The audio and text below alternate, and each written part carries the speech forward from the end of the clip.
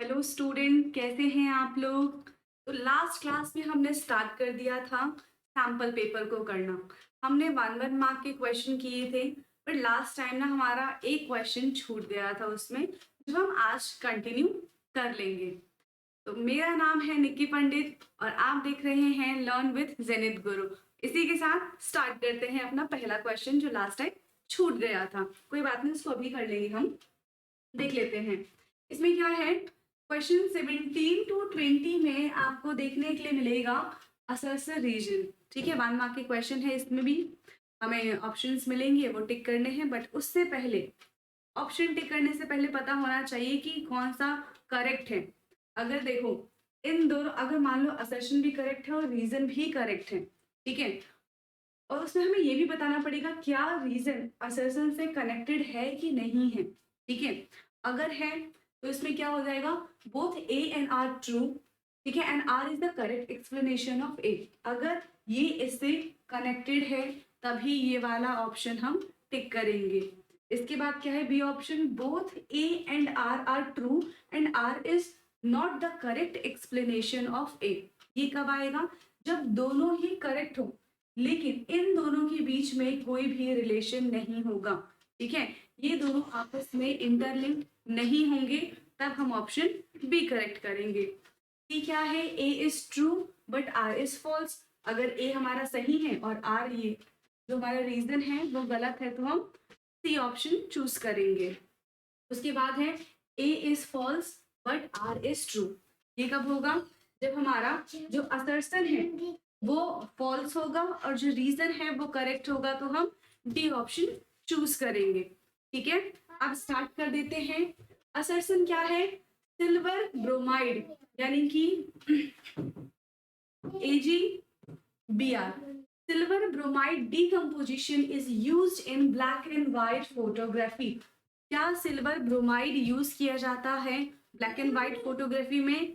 ये आपका ना एनसीईआरटी में, मतलब जब आपने चैप्टर पढ़ा होगा तभी आपने ये क्वेश्चन, इस टाइप के क्वेश्चन देखे होंगे। ठीक है, तो ये असर्शन एकदम करेक्ट है। ऑफ कोर्स हम AgBr को यूज करते हैं।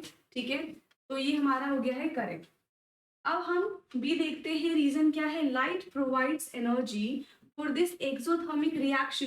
क्या यहाँ पे एक्सोथर्मिक रिएक्शन होगा, नहीं, यहाँ पे एक्सोथर्मिक रिएक्शन नहीं होता है, यहाँ पे होता है एंडोथर्मिक रिएक्शन। अगर यहाँ पे एंडोथर्मिक रिएक्शन लिखा होता तो हमारा जो रीजन है वो करेक्ट होता, बट यहाँ पे हमारा रीजन है इनकरेक्ट। यहाँ पे एक ही करेक्ट है, तो इसका ऑप्शन क्या हो जाएगा, A is true but R is false, option C है।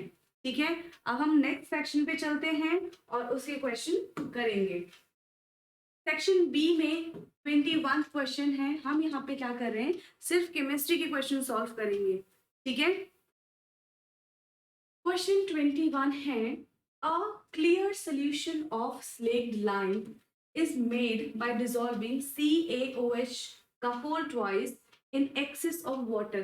पहले क्या किया, CaOH के whole twice को यानी कि स्लेक लाइन को हमने क्या किया, पानी के अंदर डाल दिया। यानी कि जब हम CaOH को पानी के अंदर डालेंगे तो क्या हो जाएगा, ये हमारा एक्वस बन जाएगा। ठीक है, उसके बाद क्या कह रहे हैं, इसी सोल्यूशन को हमने क्या किया, एयर में एक्सपोज कर दिया। ठीक है, exposed to air। इसके बाद the solution goes milky as a faint white response with the help of a faint white precipitation forms। Explain why a faint white precipitations form support your response with the help of chemical reaction। हमें chemical reaction लिखना है and chemical equation भी हमें बताना है।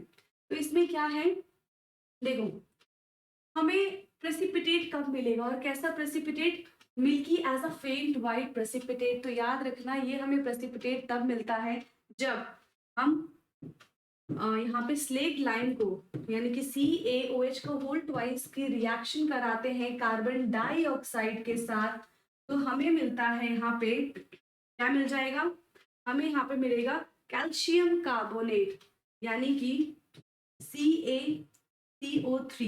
और जो ये CaCO3 होता है यही हमारा प्रेसिपिटेशन होता है।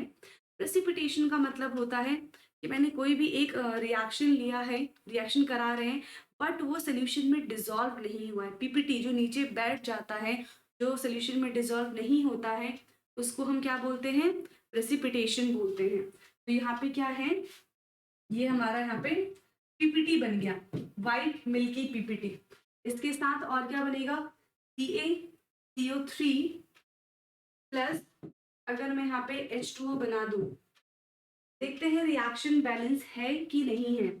एक कैल्शियम यहाँ पे है, एक कैल्शियम यहाँ पे है, एक कार्बन है, यहाँ पे भी एक कार्बन है। यहाँ पे हमने ऑक्सीजन लिया है 3 और एक यहाँ पे है, टोटल 4 ऑक्सीजन है हमारे राइट हैंड साइड में। यहाँ पे है 2 और एक ये 2, 4, यहाँ पे 4 है और वहां पे भी 4 है, ये भी बैलेंस है एंड हाइड्रोजन भी बैलेंस है। हाँ, तो यहाँ पे हमारा एक बैलेंस इक्वेशन बन गया है और ये जो CaCO3 है यही हमारा क्या है? मिल्की वाइट है। तो इसको केमिकल इक्वेशन की फॉर्म में कैसे लिखेंगे कि व्हेन स्लेक्ड लाइन, लिख देंगे हम यहाँ पे, when slaked line react with carbon dioxide, it will give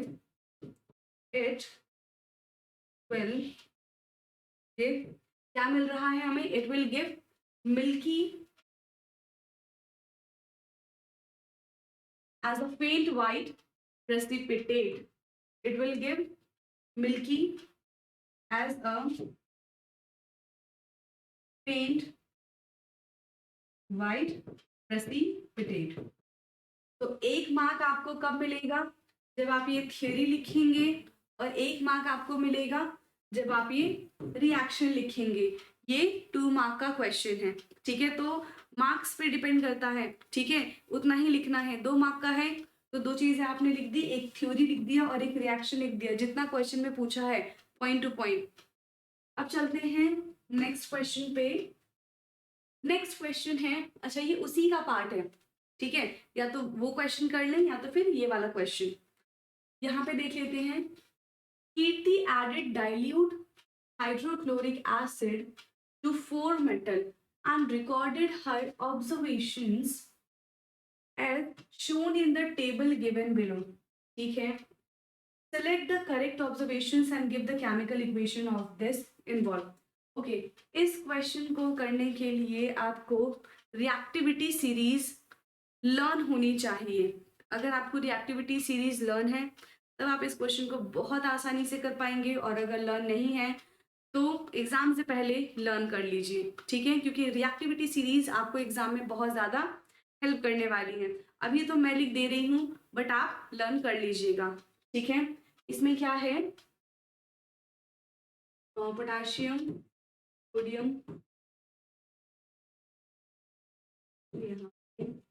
magnesium, aluminium,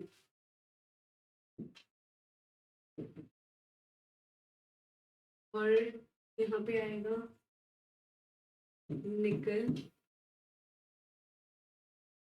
hydrogen, एक मिनट, आयरन, यहाँ पे कोबाल्ट नहीं आएगा,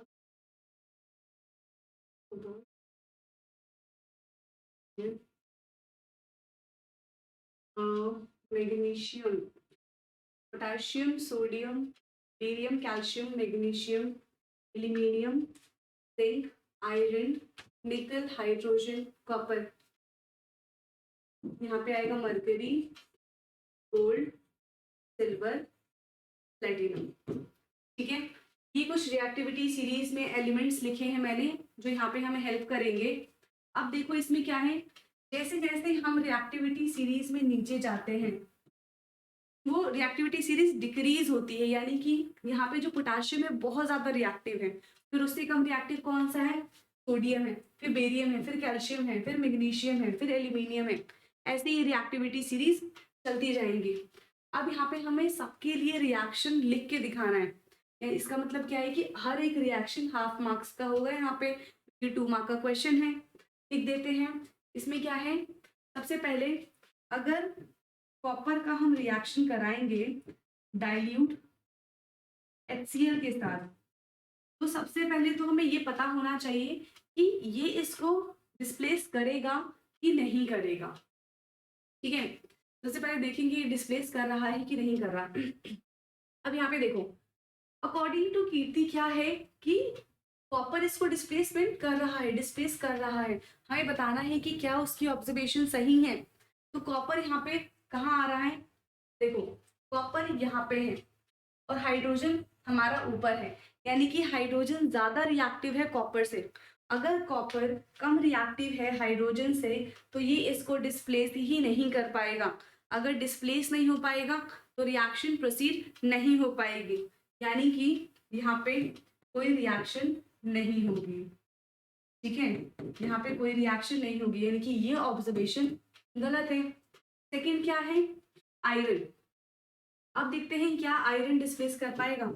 अगर मैं Fe का डाइल्यूट HCl के साथ रिएक्शन कराती हूँ, अब देखो Fe ज्यादा रिएक्टिव है हाइड्रोजन के कंपैरिजन में, ज्यादा रिएक्टिव है तो ये इसको डिस्प्लेस कर देगा। ठीक है, यहाँ पे हमारा बन जाएगा FeCl2 प्लस H2 गैस यहाँ पे इवॉल्व हो जाएगी। ठीक है, इसको बैलेंस कर लेते हैं तो यहाँ पे हमारा आ जाएगा 2HCl, यानी कि ये रिएक्शन होगी, तो ये एकदम करेक्ट है। फिर है इसने कहा है यहाँ पे कि मैग्नीशियम इसको डिस्प्लेस नहीं कर पाएगा, बट यहाँ पे देखो मैग्नीशियम तो बहुत ज्यादा रिएक्टिव है हाइड्रोजन के कंपैरिजन में, तो यानी कि मैग्नीशियम तो इसको रिप्लेस कर देगा, ये यहाँ पे रिएक्शन होगी। ठीक है, कैसे होगी यहाँ पे लिख देती हूँ मैं। मैग्नीशियम का रिएक्शन अगर डाइल्यूट HCl के साथ कराएंगे तो हमें मिलेगा MgCl2 और यहाँ पे आ जाएगा और H2 गैस यहाँ पे इवॉल्व होगी, तो इसकी ये भी ऑब्जर्वेशन गलत है। सेकेंड है जिंक डिस्प्लेस कर देगा हाइड्रोजन को। ऑफ कोर्स जिंक भी मोर रिएक्टिव है हाइड्रोजन से, तो ये भी रिएक्शन हो जाएगा। जब अगर मैं जिंक का रिएक्शन करती हूँ डाइल्यूट HCl के साथ तो क्या मिल जाएगा ZnCl2 प्लस यहाँ पे भी H2 इवॉल्व होगा, इसको बैलेंस कर लेंगे 2 मोल्स ऑफ HCl हो जाएगा, तो ये रिएक्शन एकदम सही है। यानी कि कीर्ति की यहाँ पे 2 ऑब्जर्वेशन रॉन्ग हो गई हैं और 2 एकदम करेक्ट है। चारों के चारों रिएक्शन एग्जाम में लिख के दिखाने हैं। ठीक है, रिएक्टिविटी सीरीज उसके लिए लर्न कर लेना। अब चलते हैं नेक्स्ट क्वेश्चन पे। नेक्स्ट क्वेश्चन है सेक्शन सी से और ये कितने मार्क्स का है, 3 मार्क्स का है। तो 3 मार्क्स के अकॉर्डिंग इस क्वेश्चन को हमें करना पड़ेगा। देख लेते हैं क्या कह रहे हैं। Identify the type of reaction mention above first and second, give one example in each type information of the balance chemical reaction. पहले एग्जाम्पल देना है, एग्जाम्पल देने के बाद उसको बैलेंस भी करके दिखाना है। इसके लिए आपको बैलेंसिंग आनी चाहिए जो कि आपको फर्स्ट चैप्टर में गिवन है। ठीक है, पहला है A प्लस बी सी से बन रहा है AC प्लस बी, यानी कि देखो यहाँ पे क्या था, पहले A था BC, अब यहाँ पे AC बन गया है। इसका क्या मतलब है कि A ने B को उसकी प्लेस से हटा दिया है। A यहाँ पे ज्यादा रिएक्टिव है इसीलिए उसने B को वहां से हटा दिया और ये खुद आ गया C के साथ। अब क्या बन गया है AC। तो ऐसी रिएक्शन को क्या कहते हैं, ये हमारा एक डिस्प्लेसमेंट रिएक्शन है। तो ये रिएक्शन हो जाएगा डिस्प्लेसमेंट रिएक्शन। अगर आप पेपर में डिस्प्लेसमेंट रिएक्शन लिखकर आते हैं इसके लिए आपको कितने मार्क्स मिलेंगे, इसके लिए आपको मिलेंगे हाफ मार्क्स। ठीक है, अब इसका एक एग्जाम्पल लिख देते हैं। ठीक है, तो इसमें क्या हो जाएगा Fe प्लस CuSO4। अब यहाँ पे देखो क्या FeCu को डिस्प्लेस कर देगा, यहां से देख लेते हैं। देखो Fe क्या है, Fe ज्यादा रिएक्टिव है, Cu कम रिएक्टिव है, रिएक्टिविटी सीरीज यहाँ से डिक्रीज हो रही है, तो यानी कि Fe स्ट्रॉन्ग रिड्यूसिंग एजेंट है। आई मीन Fe यहाँ पे बहुत ज्यादा स्ट्रॉन्ग है, मेटल है। ठीक है, इसकी कंपैरिजन में कॉपर के, तो क्या करेगा Fe कॉपर को डिस्प्लेस कर सकता है। तो लिख देते हैं यहाँ पे हम, यहाँ पे क्या बनेगा, कॉपर को हटा के की प्लेस पे क्या आ जाएगा, आयरन आ जाएगा। तो यहाँ पे हमारा बन जाएगा FeSO4 प्लस कॉपर यहाँ से बाहर हो जाएगा। पहले Fe यहाँ पे ग्रे कलर का था, अब यहाँ पे ये कैसा हो जाएगा, FeSO4 लाइट ग्रीन कलर का। ये हमारा लाइट ग्रीन और ये हमारा ब्राउन हो जाएगा, ये ब्राउन कलर। अगर कलर भी नहीं लिखोगे, सिर्फ रिएक्शन लिखोगे, तो ये रिएक्शन कितने मार्क्स में मिलेगा, इस रिएक्शन को लिखने के बाद आपको टोटल 1 मार्क मिल जाएगा। इसके बाद सेकंड देखते हैं। सेकंड क्या है, AB plus CD gives AC plus BD, यानी कि यहाँ पे क्या होता है, मेटल मेटल को डिस्प्लेस करता है, A डिस्प्लेस करेगा C को, ठीक है। यानी कि यहाँ पे बनना चाहिए था AD, A C को डिस्प्लेस करेगा तो C की जगह D आना चाहिए था, तो यहाँ पे बनना चाहिए था AD प्लस BC, ठीक है। बट यहाँ पे इन्होंने AC प्लस BD लिख दिया है, इससे कोई फर्क नहीं पड़ रहा, आप AD प्लस BC लिख सकते हैं। यहाँ पे क्या हो रहा है, ये एक दूसरे को डिस्प्लेस कर रहे हैं। जब दो दो डिस्प्लेसमेंट होता है तो उसको क्या बोलते हैं हम, डबल डिस्प्लेसमेंट रिएक्शन, ठीक है। तो यहाँ पे क्या हो रहा है सेकंड वाले में, ये है हमारा डबल डिस्प्लेसमेंट रिएक्शन। इसको लिखने पे भी आपको कितने मार्क्स मिलेंगे, हाफ मार्क मिलेगा। तो अब तक आपको कितने मार्क्स मिल चुके हैं, 2 मार्क मिल चुके हैं, ठीक है। अब इसकी अगर रिएक्शन लिख देंगे तो 1 मार्क और मिल जाएगा और पूरे 3 मार्क्स हो जाएंगे। इसकी रिएक्शन लिख देते हैं, तो इसकी रिएक्शन हम कैसे लिखेंगे, अगर मैं Na2SO4 सोडियम सल्फेट का रिएक्शन बेरियम क्लोराइड के साथ कराती हूँ, BaCl2, ठीक है। तो हमें क्या मिलेगा, इधर देखो, जो Na है वो Ba को रिप्लेस कर देगा और NaCl के साथ आ जाएगा, तो यहाँ पे हमें मिल जाएगा 2 मोल्स ऑफ NaCl प्लस, अब बचा क्या है, SO4 और Ba, तो ये आपस में रिएक्शन करेंगे और हमें मिल जाएगा यहाँ पे BaSO4। तो ये हमारी एक रिएक्शन है, बैलेंस है, यहाँ पे भी 2 सोडियम है, यहाँ पे भी 2 सोडियम है, एक सल्फेट BaCl ओके। ये भी हमारी एक इसमें बैलेंस करा था, हाँ, ये भी हमारी एक बैलेंस केमिकल इक्वेशन बन गई है। तो इसके लिए भी आपको मिलेंगे पूरे 1 मार्क, और इसी के साथ आपके आ जाएंगे टोटल 3 मार्क, यानी कि 3 में से 3 नंबर इजीली मिल जाएंगे आपको अगर हर स्टेप को फॉलो करोगे तो। नेक्स्ट क्वेश्चन देख लेते हैं।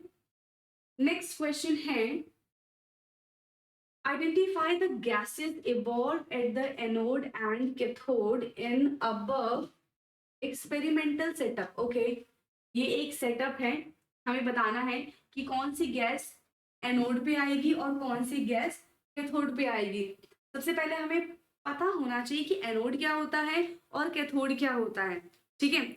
आपने कटायन वर्ड सुना है, कटायन सुना ही होगा, कटायन, कटायन का मतलब होता है पॉजिटिव चार्ज, ठीक है।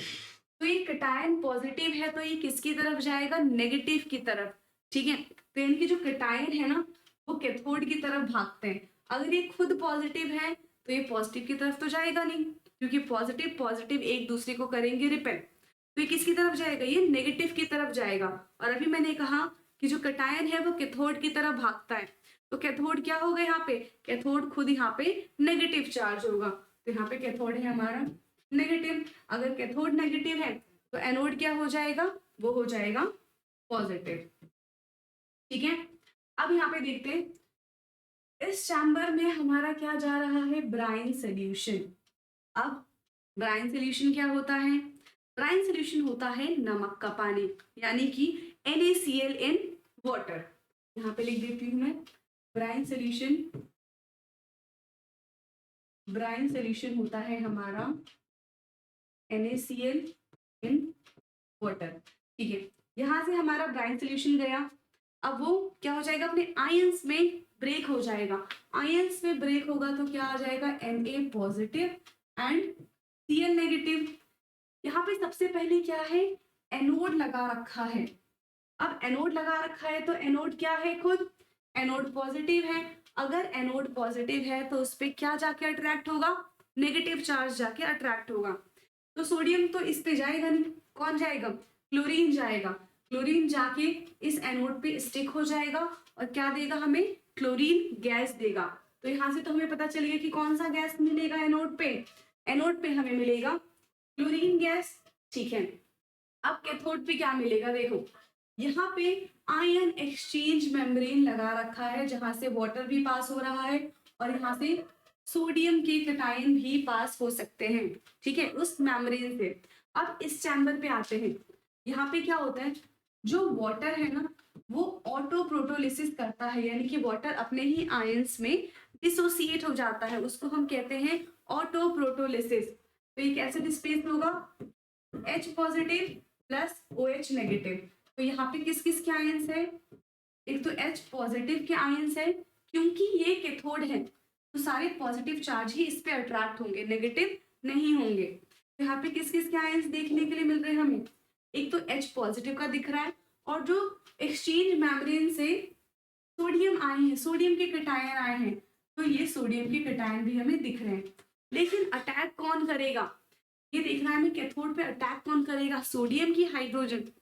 जो हाइड्रोजन के कैटायन होते हैं, जो हाइड्रोजन है, हाइड्रोजन का जो चार्ज है वो ज्यादा स्टेबल होता है as compare to sodium Na positive. तो क्या होगा, सोडियम से पहले अटैक करेगा हाइड्रोजन। तो यहाँ पे हमें कैथोड पे किसके गैसेस मिलेंगे, हाइड्रोजन के। तो यहाँ पे आ जाएगा हमारा हाइड्रोजन की गैसेस हमें देखने के लिए मिलेंगे। ये क्लोरीन का गैस हो गया, यहाँ पे हमें हाइड्रोजन का गैस हो गया। तो 1 मार्क का क्वेश्चन हमने सॉल्व कर लिया है। इसके बाद है name the process that occur and why it is called. कौन सा प्रोसेस हो रहा है, यहाँ पे क्या हो रहा है कि क्लोरीन गैस फॉर्म हो रहा है। जब क्लोरीन गैस फॉर्म होता है तो ऐसे प्रोसेस को हम कहते हैं क्लोर एल्कली प्रोसेस। तो कौन सा प्रोसेस है, प्रोसेस का नाम है क्लोर एल्कली प्रोसेस। क्लोर एल्कली प्रोसेस क्या है, ये एक इंडस्ट्रियल मेथड है। ठीक है, इससे हम क्या कर सकते हैं, क्लोरीन गैस बनाते हैं। ओके, तो वाई इट इज कॉल्ड सो, क्योंकि ये सबसे पहले आप लिख देंगे कि ये एक इंडस्ट्रियल मेथड है, यहाँ पे क्लोरीन प्रोड्यूस होता है। कैसे प्रोड्यूस होता है, इलेक्ट्रिक करंट पास करके। अब इलेक्ट्रिक करंट कैसे पास करेंगे वो हम देख लेते हैं। थर्ड पार्ट में है illustrate the reactions of the process with the help of a chemical reaction. तो हम केमिकल रिएक्शन लिख देंगे, ये हमारा बी पार्ट हो जाएगा। सी पार्ट में क्या है, सबसे पहले हम देखते हैं यहाँ पे, अगर 2 मोल्स ऑफ हमने NaCl ले लिया है, NaCl का रिएक्शन मैं वाटर के साथ कराऊंगी और इस पे क्या पास करेंगे हम, electric current.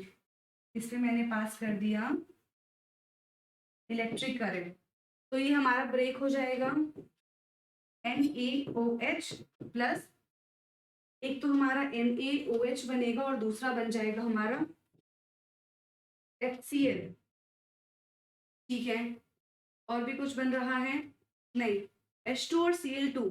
Yes, क्लोर alkali process में क्या होता है, H2 गैस रिलीज होगा यहाँ से प्लस Cl2 गैस यहाँ से रिलीज होगा, यानी कि formation of Cl2 gas is known as a chlor alkali process.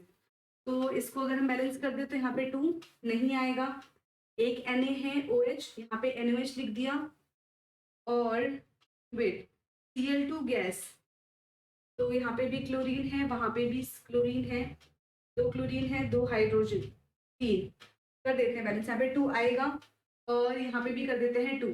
अब देख लो, सोडियम 2 है, यहाँ पे भी सोडियम 2 है, ऑक्सीजन कितने हैं, 2 हैं, और ऑक्सीजन यहाँ पे कितने हैं, यहाँ पे ऑक्सीजन है हमारे पास 1, तो इसको बैलेंस कर देंगे, तो यहाँ पे भी 2 ऑक्सीजन हो गया। ठीक है, हाइड्रोजन कितने हैं, देखो यहाँ पे 2 हाइड्रोजन है, यहाँ पे भी 2 हाइड्रोजन है, तो टोटल 4 हाइड्रोजन हो गए।